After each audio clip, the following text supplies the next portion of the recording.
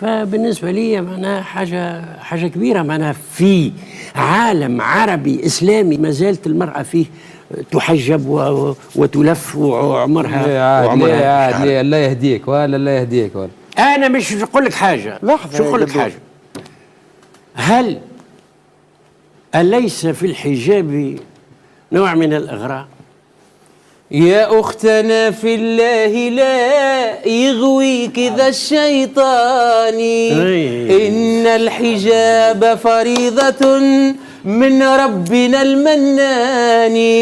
إنا سمعنا أختنا قولا عجاب، قالوا كلاما لا يسر عن الحجاب، قالوا ظلاما حالكا بين الثياب، قالوا خياما علقت فوق الرقاب، نادوا بتحرير الفتاة وألفوا فيه الكتاب، رسموا طريقا للتبرج لا يضيعه الشباب. يا أختنا هذا عواء الحاقدين من الذئاب،